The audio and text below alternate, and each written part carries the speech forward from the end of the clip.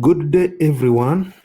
Once again, I welcome you to my online lectures. It is me, Erisa, take you through mathematics, pure mathematics.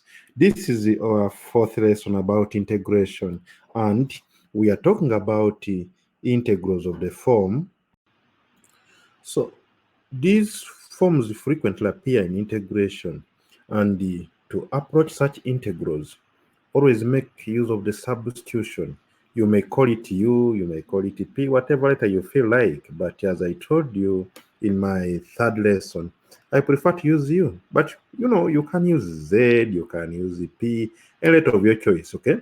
You let U substitute the function. But if you let U substitute the function, then you have also to change the variable the x and write it in terms of the U. Let's look at this example and see what we're talking about. Okay, in this example they are telling us to, okay, let's just begin with a simple example. Okay, integrate tan x by dx. Okay, so integration of tan is just approached by writing this as the integral of sine x over cos x by dx. Now it is of the form, okay? It is of this form where we have the quotient of a function and its derivative. Now what do we do? Okay, here u is the function. If it is this form where you have a quotient and quotient of a function, a derivative and a function, what you do, you let the denominator be, you make substitution of the denominator. So I let u to be my cosine of x. What does it mean? If u is the cosine of x, then du by dx is equal to minus sine of x. So we can make dx the subject, okay? We can say that dx is equal to du over minus sine of x. So the good news with making a substitution here is that when we change the variables and write in terms of du, the sine x will cancel out, and therefore the integration can easily be handled. Let's see. So we now have our integral of tan x by dx changing to integral of sine x over u times du over minus sine x. So this cancels out. That's the good news. But remember, there's that negative one down, so it factors out and you have a negative integral of 1 over u by du. We talked about this in our third lesson. We say the integrals of the form 1 over u, they'll take you to natural logarithm of u plus a constant of integration. Okay, don't forget our negative. And therefore, the final answer will be minus natural logarithm of cosine of x, okay, plus a constant of integration. That's the integral of a tan x, okay? So, you try in the same way, try, okay, integrating cot of x by dx, and show that this is going to be natural logarithm of sine x plus sc. It is exactly done the same way. You try it out, okay? Let's look at example 2. We are still looking at integrals of the form. Either it is a quotient or it is a product of function and its derivative, okay? Let's evaluate the integral from 0 to 1 of x by dx over 1 minus x squared. Okay, they want us to evaluate, find the value of that integral. That's the meaning of evaluating. So in our solution, you begin by analyzing the integral. Don't rush. Look at the integral, analyze it so well, and select a method, because as we move on, you will start to get confused with which method to select. But just basing on your analysis, you can easily tell that this can be done by this method or this can be done by the other method. Okay. Now here you can see clearly that if I happen to differentiate this denominator, it will give me the numerator. Okay. So what I do, I let u to be 1 minus x squared. Okay. So if u is equal to 1 minus x squared, then we can go ahead and differentiate. Du by dx is minus 2x. Okay. And therefore dx is gonna be du over minus 2x. But if you change variables and the integral had limits, it is a good idea, actually it is a wise idea for you to change the limits in terms of the new variable. So here we are moving from x to u, okay? And remember, the x limits are 0 and 1, okay? Then u is 1 minus x squared. So if x is 0, u will be 1, okay? And if x is 1, u is 0. So the integral will move from 1 to 0 in terms of u, okay, instead of 0 to 1, okay? So let's look at this and see. These integrals are simple. Don't be scared, This is just simple kind of work, okay? This is the beginning of advanced learning. There is better mathematics than this, ladies and gentlemen. So we go ahead and now integrate the function which is 0 to 1 x dx divided by 1 minus x squared, and this will be now the integral from 1 to 0 x over u times du over minus 2x. Okay, so you discover that x's will say goodbye to us at this stage, and then we end up with the minus a half integral 1 to 0 1 over u by du. So it goes natural logarithm. It is minus a half natural logarithm of u, okay, from 1 to 0. Remember, we change the variable, we change the limits, so there is no need to make a back substitution. If you substitute u in terms of x using 1 and 0 as limits, you are going to fail. So be careful. Sometimes when you have limits, you don't have to make a back substitution. Just continue the limits, and then you have the answer. Okay, so this is minus a half, okay, natural logarithm of 0 minus natural logarithm of 1, okay, natural logarithm of 0 minus natural logarithm of 1. Well, this integral appears to have been wrongly set in terms of limits, because natural logarithm of 1 is 0, that's right. Now, if I write this as a half log base e of 0, okay? If you look at it as, in terms of log base e, natural logarithm is the same as log base e. So, what do we power e, okay? What number do we power it to end up with 0, okay? Is 2.718 something, okay? If we power it a positive quantity, it means that the answer will become so big. So this must be of the form, okay, minus n, such that we have 1 over e to power n, and this will tend to 0 as n tends to infinity. So this was wrongly set, ladies and gentlemen. Okay, let's just leave it as natural logarithm of 0, and the answer will be a positive infinity, which we can't compute in this case. Okay, let's look at more examples. We're gonna do so many examples in this area so that you can master what you are trying to do. Okay, example 3. All right, let me make this more setting. We're going to look at example 3.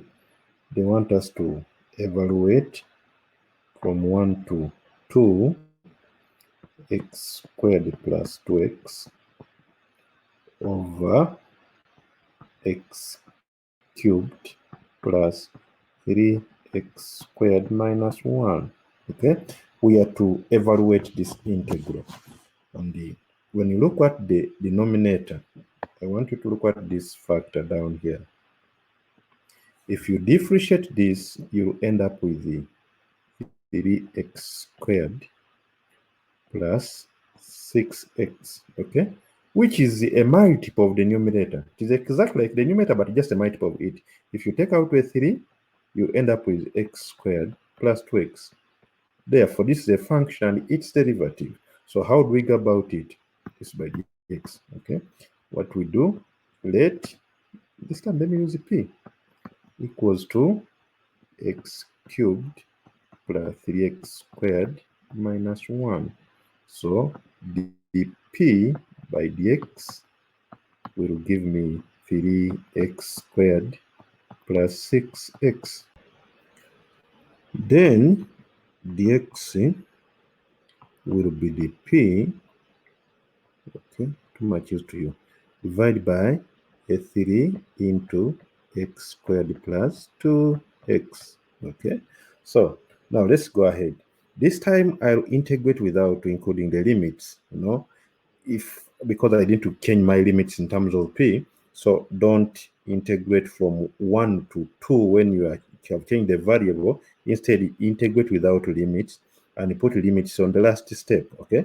So this is going to be the integral of x squared plus 2x over x cubed plus 3x squared minus 1 by dx. It has changed in terms of variables. It is x squared plus 2x over p divided by dp over 3x squared plus 2x. Okay, so what happened is this cancels out, and then we are left to integrate dp over p, okay, a third of this, and this is gonna be a third natural logarithm of p plus sc. Okay, now let me bring my limits at this stage. If I integrate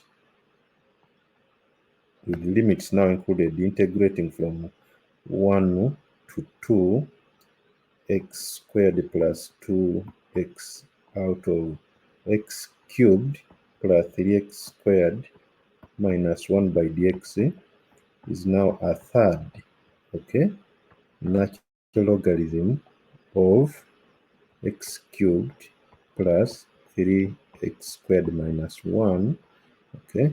The integral is from 1 to 2, okay. Substitute.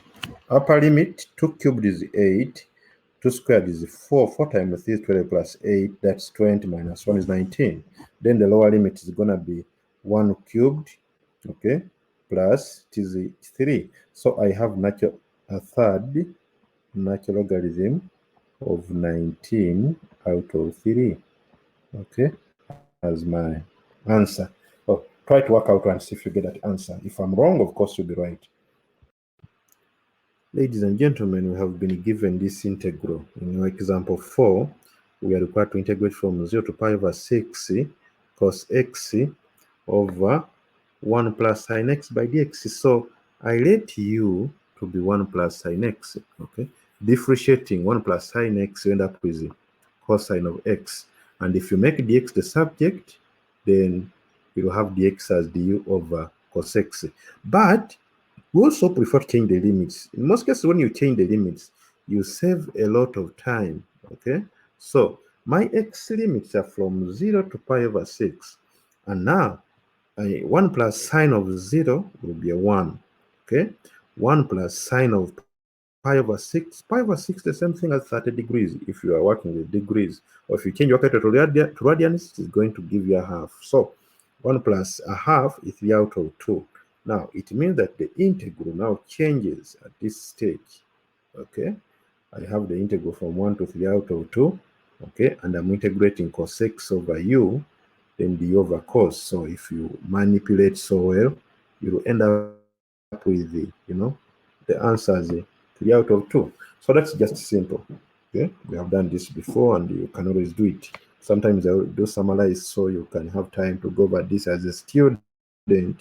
Make sure, if you want to learn mathematics, let me tell you, do not attempt to follow a teacher, when you're in class. You become more of a passive learner. What you should always do when a question is put on the blackboard, start doing it right away. You follow the teacher as you are working out. In that way, you will understand better than a person who first follows and then thinks of, starting to work out the problem. Okay? These online lectures are good because when you don't understand something, you can always refer. Okay, that's the good thing. Yeah. So I think you have got something here. But let me give you an example about a quotient of a function and its derivative. Let's see. So example 5, let's just change slightly because it seems most of the examples are taking us to natural logarithm. What if we have something like integrate x by dx out of the square root of 2x squared minus 3? Okay, so always be wise, see which function to differentiate and which function you get. So here the denominator has a root, the same thing as power half. But if you let u to be, whatever with the square root bracket, you may not get it. So what you should do by dx, okay? What you should do, let u equals to 2x squared minus 3, such that du by dx is 4x, okay? Meaning that your x by dx is a quarter of du, okay?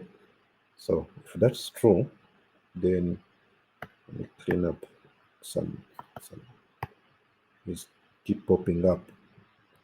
So let's go ahead and integrate. Now it's very simple.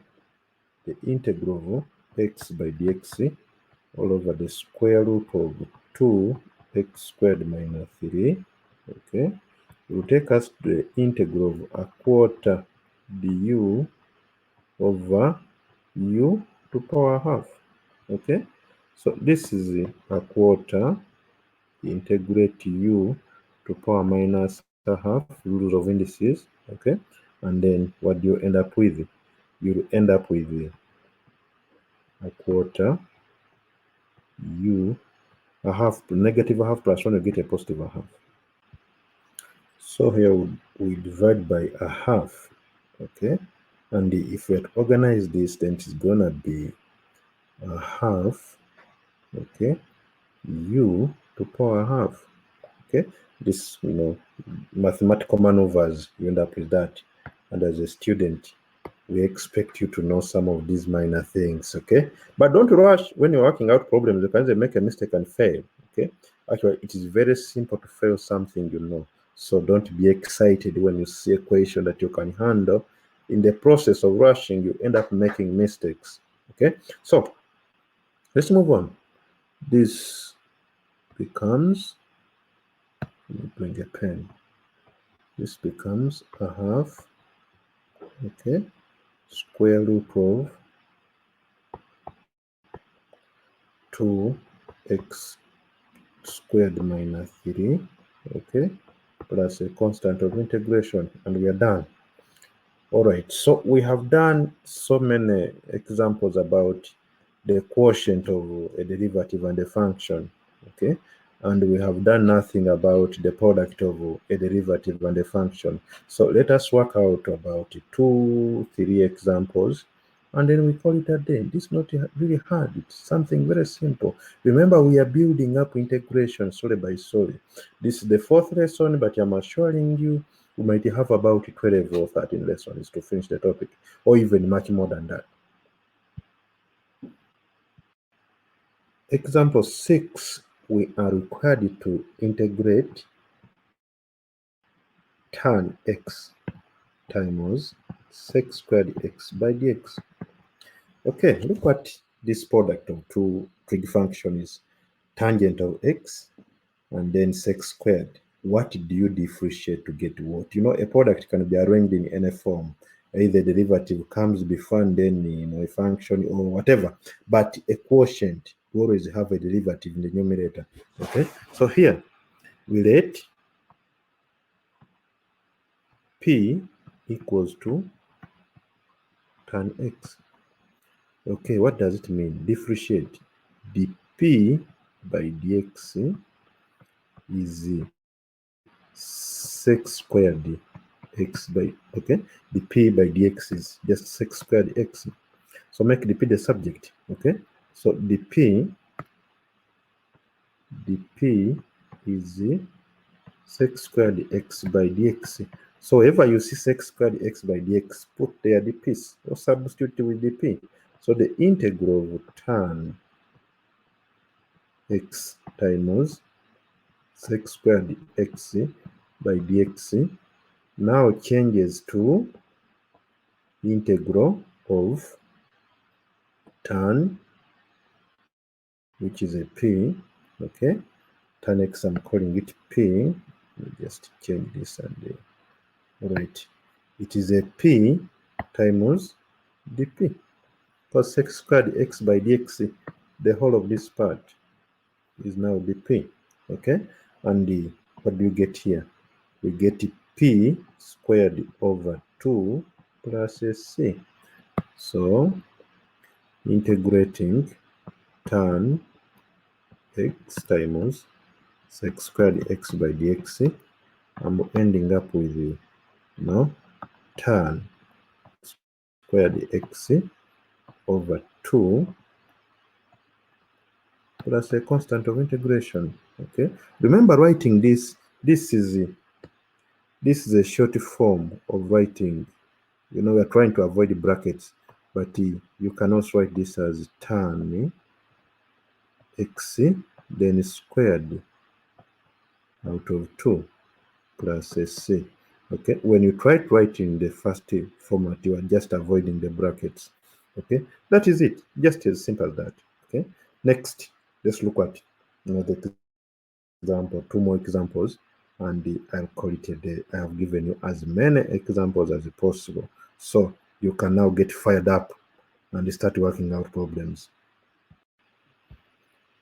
Example 7, we want us to integrate natural logarithm of x over x by dx. Okay, look at that integral. It is really interesting, but that is a product of a function and its derivative. Try writing this as the integral of 1 over x times natural logarithm of x by dx. You will see what I'm talking about. Okay, so what do we do? What do we differentiate to get what? That's what is important. There's nothing here, you know. Yeah, so you let u equals to natural logarithm of x. Okay, so as a student, this will be a task. If u is equal to natural logarithm of x, can you now show that the integral of natural logarithm of x over x by dx, okay, is taking you to natural logarithm of x squared over 2 plus a constant of integration. That's now your work. Okay, if u is equal to natural logarithm of x, go ahead, differentiate, change variables, and try showing that this is the answer. Remember, I've told you that if I'm wrong, then you are right. There's no debate about that. All right. Look at this example 7.